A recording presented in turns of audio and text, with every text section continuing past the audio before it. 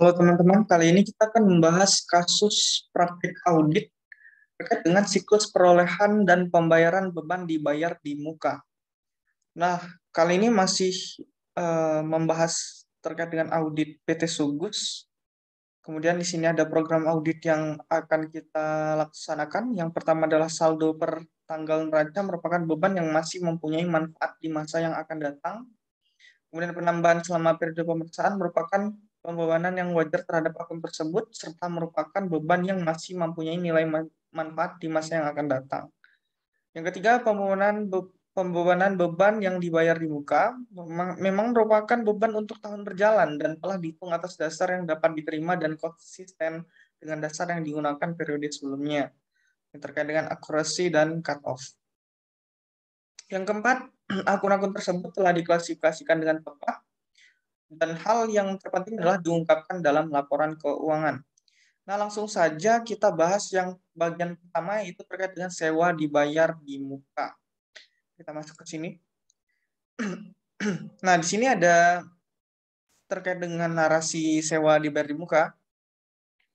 Yang pertama, sewa ruko di Jakarta pada PT Betawi Land untuk periode 1 November 2017 sampai dengan 31 Oktober 2018 itu sebesar 24 juta dan telah berakhir dan diperpanjang lagi itu dengan nilai sewa 30 juta per tahun. Nah, di sini ada keterangan belum termasuk PPh dan PPN yang dipotong atau dipungut. Untuk periode 1 November sampai dengan 31 Oktober 2019. Dari hasil pemeriksaan, klien belum membayar kewajiban perpajakan untuk transaksi tersebut. Nah, di sini terkait dengan kewajiban perpajakan itu belum dilakukan pemotongan atau pemungutan. Nah, di sini ada terkait dengan buku besarnya, buku besar sewa dibayar di muka, di mana di sini pada awal tahun atau awal periode saldo sewa dibayar di muka itu adalah 20 juta. Nah, 20 juta ini berasal dari 24 juta tadi itu untuk periode 1 November 2017 sampai dengan 31 Oktober 2018. Nah, kalau kita lihat di sini untuk 1 November sampai dengan 31 Desember 2017 itu dipakai selama 2 bulan, sehingga 2 bulan dari 24 juta ini yang mana ini setahun, maka kita dapat perhitungan adalah 24 juta dikalikan 2/12 itu terpakai sebesar 4 juta. Atau kita bisa lihat di sini, yang tersisa adalah 10 bulan. Maka untuk 24 juta ini 1 tahun, kalau kita cari 10 bulan adalah 24 juta dikalikan 10/12. Sehingga hasilnya adalah 20 juta untuk saldo awalnya. Nah, kemudian ada keterangan lagi terkait dengan perpanjangan sewa. Nah, perpanjangan sewa itu mulai di 1 November 2018 sampai dengan 31 Desember 2019. Nah, di sini kita lihat beban yang harus kita akui di 2018 adalah terkait dengan dari 1 Januari 2018 sampai dengan masa akhir ini, 31 Oktober 2018. Nah, di sini kita lihat di general ledger-nya atau buku besarnya, di sini udah dibebankan ya. Dibebankan selama 10 bulan tadi sisanya yang sebesar 20 juta. Maka di sini kita lihat 20 juta ini telah dibukukan sehingga bisa kita bilang untuk tahap pertama sewa ini telah selesai. Nah, untuk tahap yang kedua ada perpanjangan ini mulai 1 November. Nah, di sini kita lihat belum ada dilakukan ya penyesuaian atas sewa dibayar di muka mulai dari 1 November sampai 31 Desember 31 Oktober 2019. Sehingga yang perlu kita koreksi adalah mulai tahap yang kedua ini ya. Mulai dari 1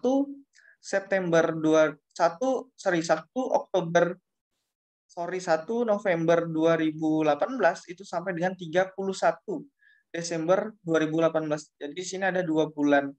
Nah, 2 bulan ini kalau kita cari dari nominal 30 juta untuk 1 tahun, maka kita bisa mencarinya adalah 30 juta dikalikan 2/12 sehingga beban di 2018 yang belum dilakukan penyesuaian adalah 5 juta. Nah, untuk poin kedua, di sini ada sewa dibayar di muka juga, itu sebesar 20 juta. Tidak termasuk pajak.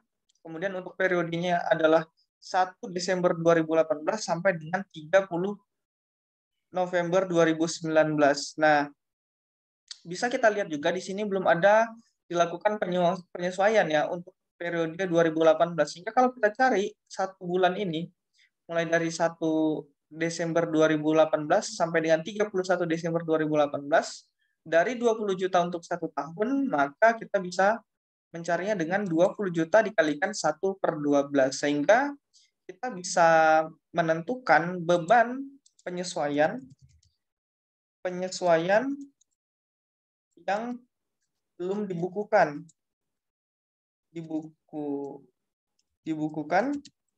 tahun 2018 itu sebesar 5 juta dari PT Betawi Land dan Bapak Haryo itu sebesar 1.666.667.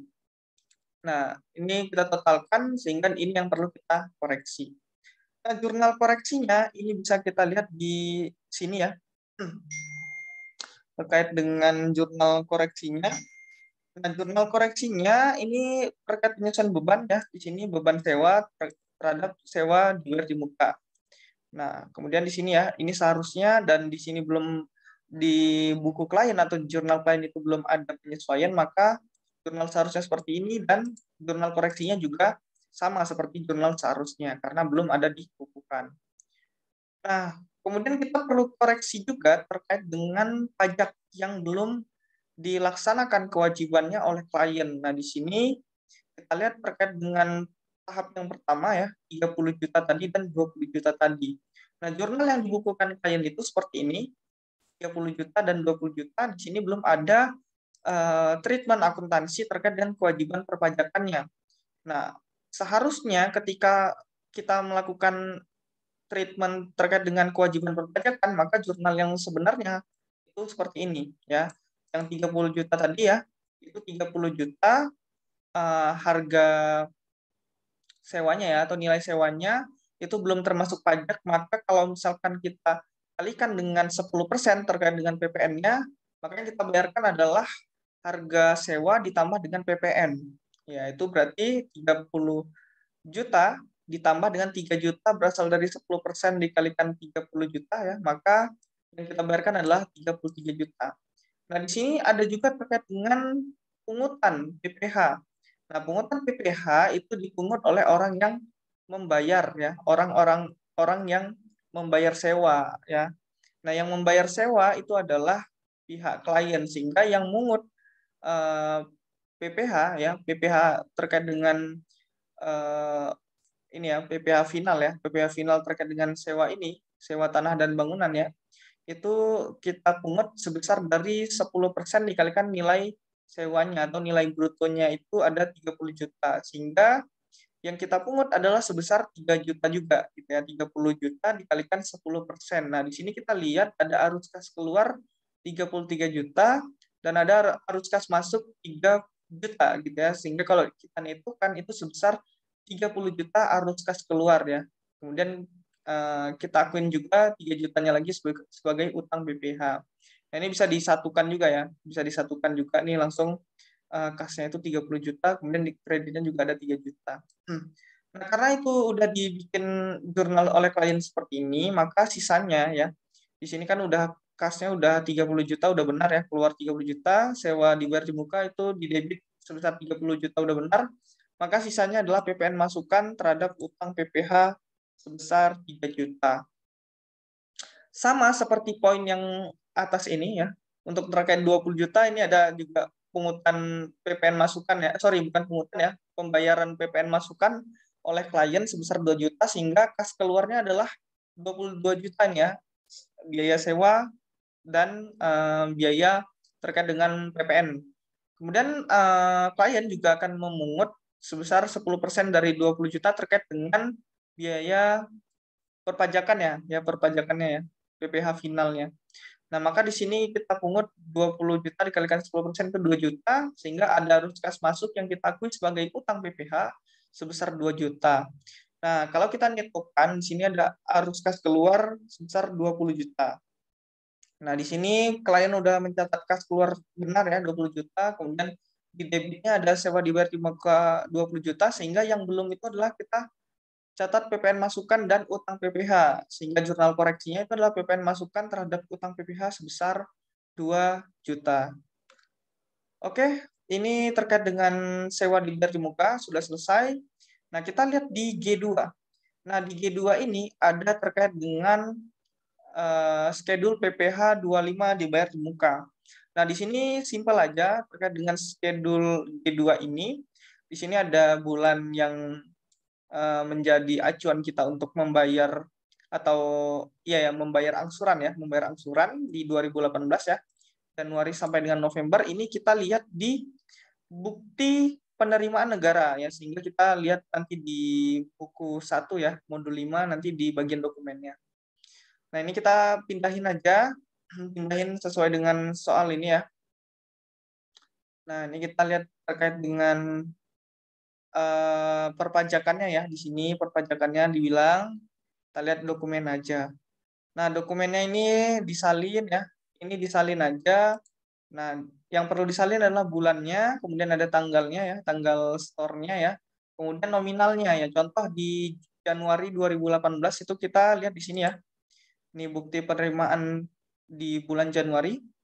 Itu nominalnya adalah 54 juta ini ya, 250.000. Kemudian tanggalnya ya kita bisa lihat di sini ada tanggal 6 Februari ya, tanggal bukunya ini adalah 6 Februari 2018 ya.